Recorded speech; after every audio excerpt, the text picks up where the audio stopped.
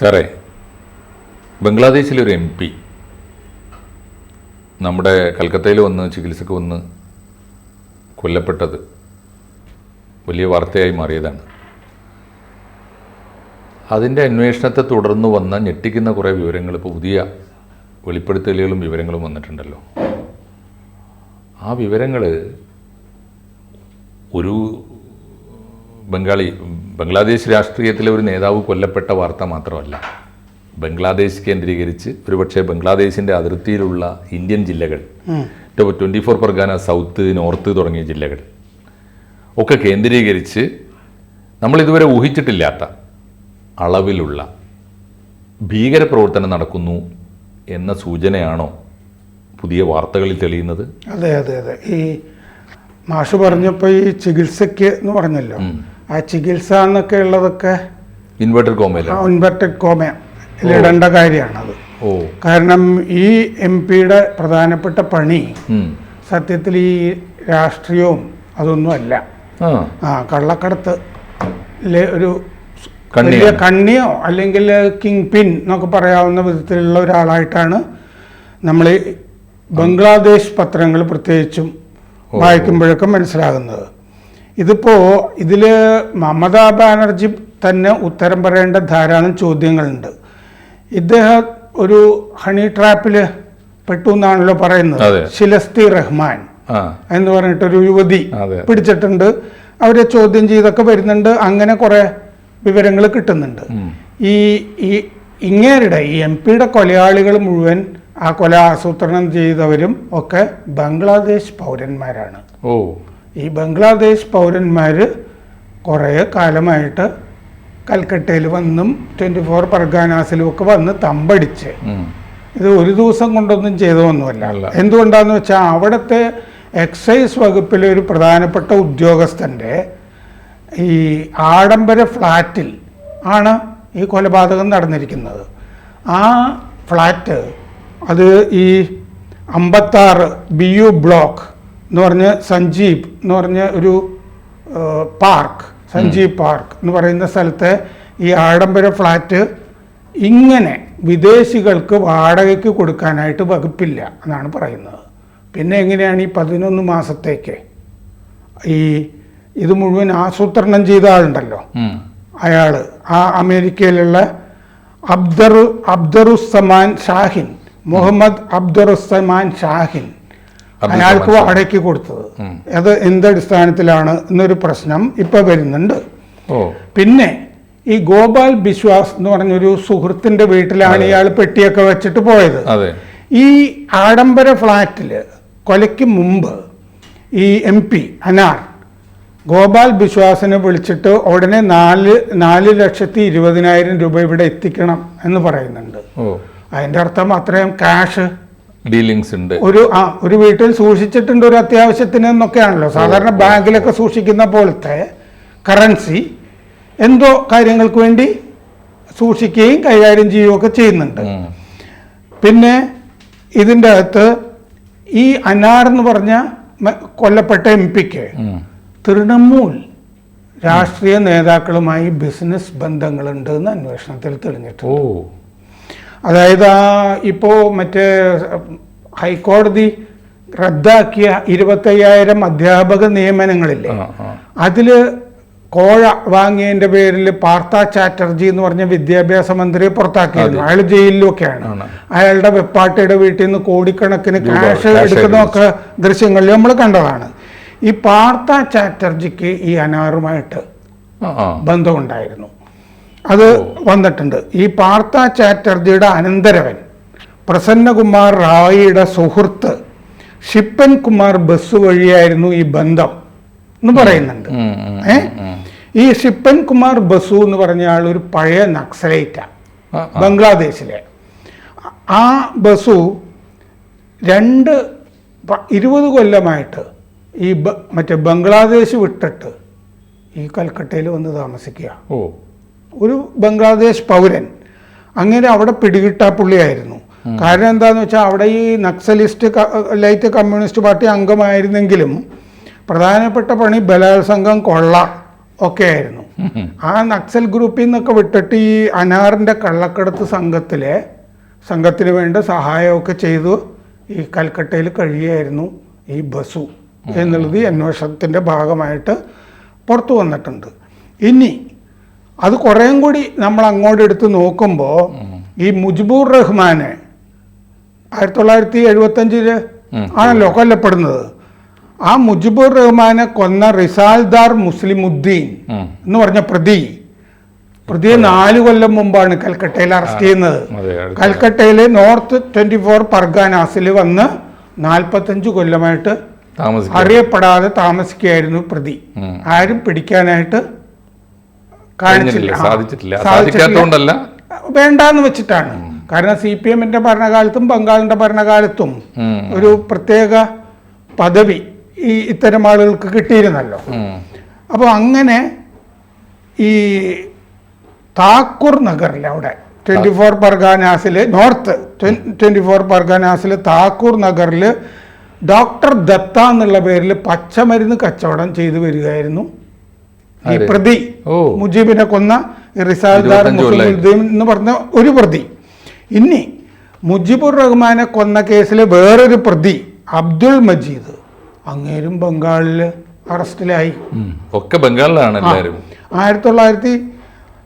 1996 June 12 Awami league അവിടെ Sheikh ഹസീനയുടെ party അധികാരത്തിൽ വരും എന്ന് ഉറപ്പായി കഴിഞ്ഞപ്പോൾ അവിടെ നിന്ന് പലായനം ചെയ്ത് കൽക്കട്ടയിലേക്ക് വന്ന ആളാണ് ഇയാൾ.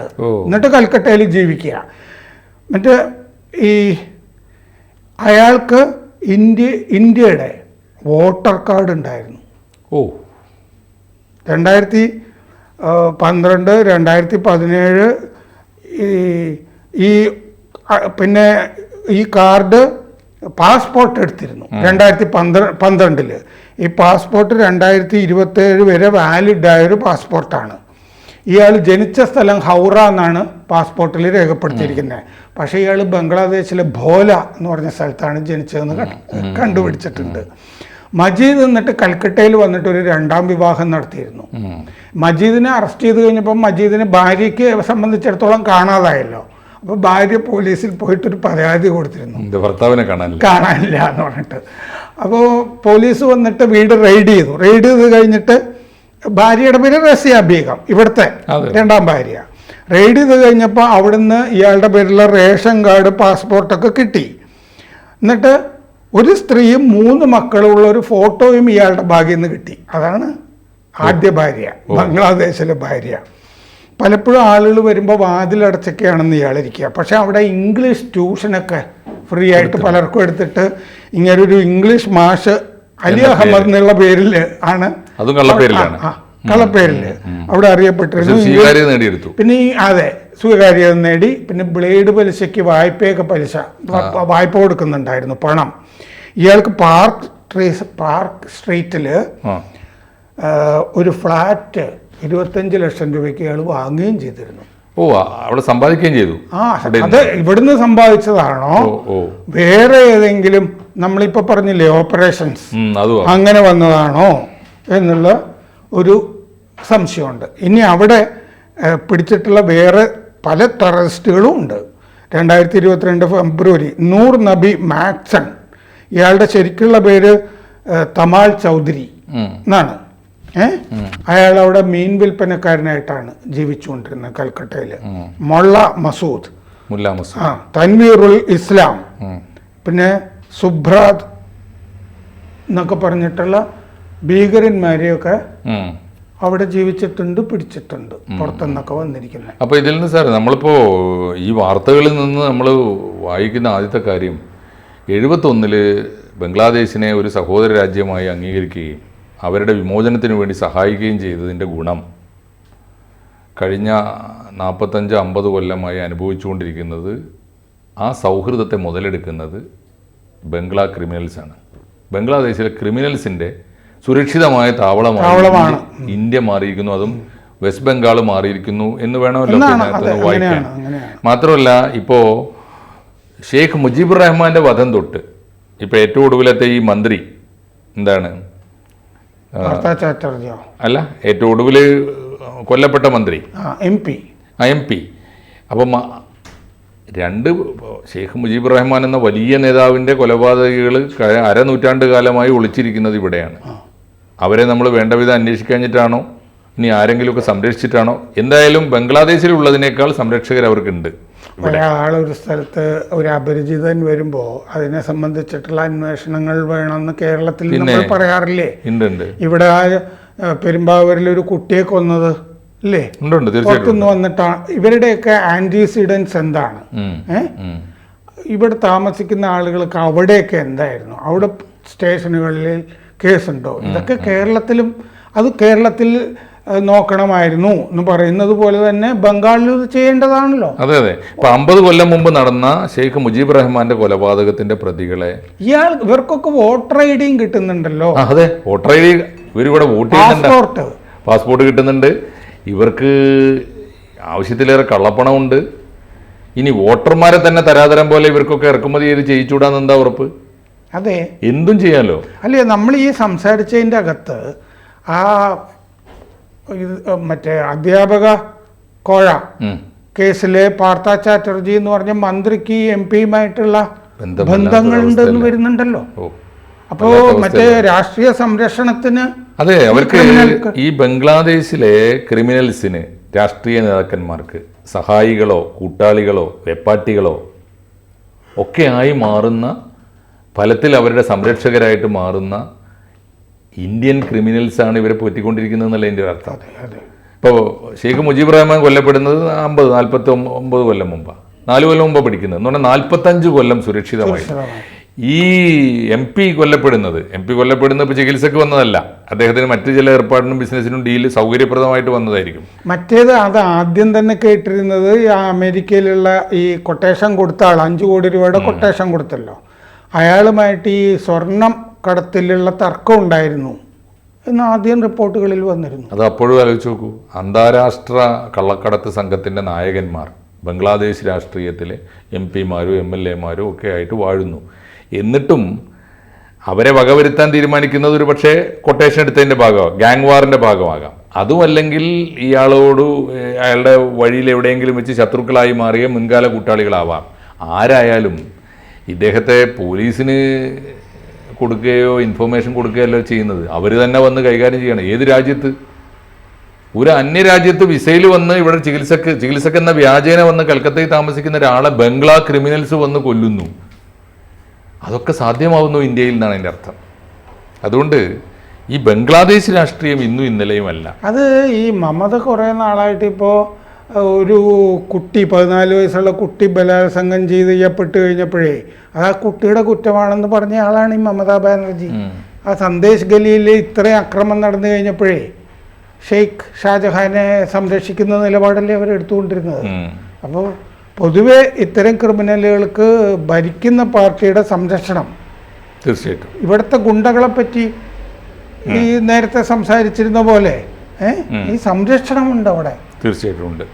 അങ്ങനെയാണെങ്കിൽ ബംഗ്ലാദേശ് രാഷ്ട്രീയം, വെസ്റ്റ് ബംഗാളിൻ്റെ രാഷ്ട്രീയം ഇന്ത്യക്ക് മാത്രമല്ല, ഒരു പക്ഷേ ഞാൻ പറയുന്നത് ബംഗ്ലാദേശ് എന്ന് പറയുന്ന സംസ്ഥാനത്തിൻ്റെ മാത്രം ഒരു ഉത്കണ്ഠയല്ല, അല്ലെങ്കിൽ ഒരു കൺസേൺ അല്ല.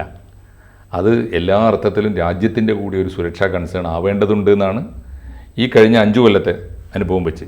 ഷെയ്ഖ് മുജീബ് റഹ്മാൻ്റെ കൊലപാതകികളെ സുരക്ഷിതരായിട്ട് ഇവിടെ ജീവിച്ചുകൊണ്ടിരിക്കുമ്പോൾ പിടിക്കപ്പെട്ടത്